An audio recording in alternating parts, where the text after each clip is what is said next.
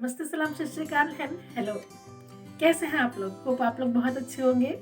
Viewers, आज की हमारी स्टोरी है पहनावे को लेकर और हमारी आधुनिक मानसिकता को लेकर। आज के दौर की मानसिकता ये है कि यदि कोई मॉडर्न ड्रेसेस पहनता है, खास करके लेडीज, तो पक्का उसके संस्कार अच्छे नहीं होंगे, और यदि कोई पारंपरिक ड्रेसेस पहनता है तो वो संस्कारों से लबालब है। क्या आप लोगों को ऐसा लगता है? मेरे ख्याल से तो ऐसा नहीं है, क्योंकि यदि किसी को आदर और सम्मान करना होता है तो वो मॉडर्न ड्रेसेस में भी कर लेगा, और यदि किसी को गालियां देनी है, व्यूज करना है, तो वो घूंघट में भी दी जा सकती हैं। तो मुझे नहीं लगता है कि ड्रेसेस का इसमें कोई रोल है। और आज के ज़माने की ये जो मानसिकता है ये बदलना चाहिए। वैसे तो बदल चुकी है, लेकिन यदि आप लोगों ने इस मानसिकता को नहीं बदला है तो बदलने की बहुत अधिक आवश्यकता है। और इन्हीं चीज़ों को उजागर करते हुए प्रस्तुत है हमारा अगला वीडियो, जो मैं आप लोगों के लिए लेकर आई हूँ। आइए देखते हैं। अनु और सीमा दोनों स्कूल के समय से ही पक्की सहेलियां थीं। कॉलेज में भी दोनों साथ ही पढ़ी। पर जहां अनु एक बहुत बड़े खानदान की और बहुत मॉडर्न किस्म की लड़की थी, वहीं सीमा एक बहुत ही साधारण परिवार से। पर अनु को भी अपने बड़े खानदान से होने का घमंड बिल्कुल नहीं था। अपने स्कूल के समय से ही वह सीमा के घर पर अपना ज्यादा समय निकालती थी।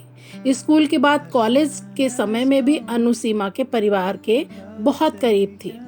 अनु एक बड़े परिवार से थी, जहां उसका पूरा परिवार एक साथ ही रहता था, और सीमा के परिवार में उसका बड़ा भाई दीपक, भाभी यामिनी, पिता हरीश जी और माँ नीलम जी थे। छोटा सा परिवार और छोटी सी कमाई, इसी में सीमा का परिवार गुजारा कर रहा था।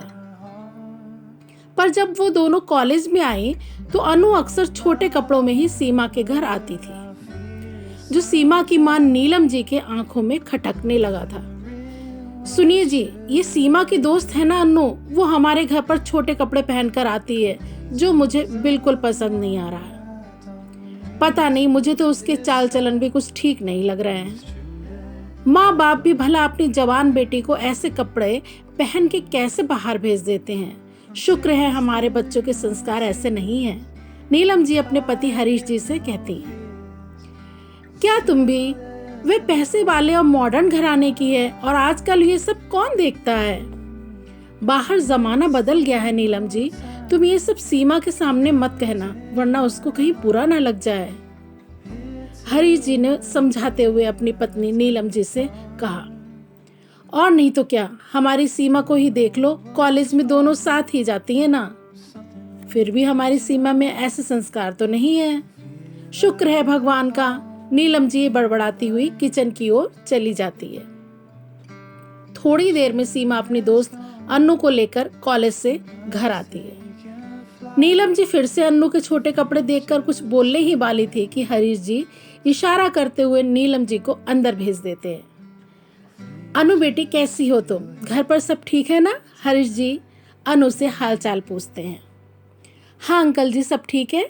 आज रात मेरे जन्मदिन की छोटी सी पार्टी रखी है, आपको पूरे परिवार के साथ आना है। और सीमा के बिना तो मैं केक ही नहीं काटने वाली, अनु बोली। अरे क्यों नहीं बेटा, जरूर आएंगे, हरीश जी ने हामी भरते हुए कहा। थोड़ी देर में अनु सीमा से नोट्स लेकर अपने घर लौट जाती है। सीमा बेटा, हम नहीं जानने वाले उनकी पार्टी में, बड़ा खानदान है और पैसे वाले लोग हैं, क्या पता कहाँ ऊंच नीच हो जाए। तुम खुद ही जाकर आना, और हाँ, पूरे ढके हुए कपड़े पहनकर ही जाना, रात को घर जल्दी लौटना, नीलम जी ने सीमा से कहा। माँ, आप इतनी परेशान क्यों हो रही हो? अनु और उसका परिवार हमारे लिए कोई गैर थोड़ी है ना। बचपन से तो हम साथ हैं, और आप बेकार में ही परेशान हो जा रही हो, सीमा अपनी माँ से कहती है। पढ़ाई खत्म होते ही सीमा की शादी किसी दूसरे शहर के एक अमीर खानदान में हो जाती है, और वो अपनी घर गृहस्थी में व्यस्त हो जाती है। अनु अब अकेली पड़ जाती है।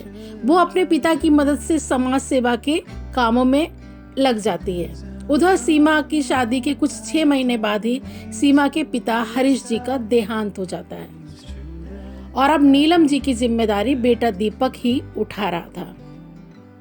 सीमा तो शादी के बाद अपने ससुराल में ऐशो आराम में इतनी मग्न हो गई कि उसे अपनी अकेली रह रही माँ का ध्यान भी नहीं रहा। अपने पति हरीश जी के गुजर जाने के कुछ ही समय बाद बेटे दीपक और बहू यामिनी के बीच नीलम जी को लेकर काफी झगड़े होने लगे। बेटे बहू के लिए नीलम जी अब एक बोझ बन गई थी। तुम्हारी माँ को देखो, मुफ्त में रोटियां तोड़ रही है, 1 रुपया तो पिताजी ने हमारे लिए छोड़ा नहीं।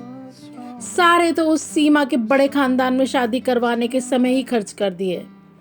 उसे तो एक बार फोन करके अपनी माँ का हालचाल पूछने के लिए भी फुर्सत नहीं, यामिनी अक्सर दीपक से कहती रहती। एक दिन जब नीलम की बर्दाश्त करने की क्षमता खत्म हो जाती है तो वह दुखी मन से घर से चुपचाप निकल जाती है। थोड़ी दूर चलते ही रात हो जाती है, अंधेरा बढ़ जाता है और वहीं रास्ते में उनकी मुलाकात सीमा के दोस्त अन्नू से होती है।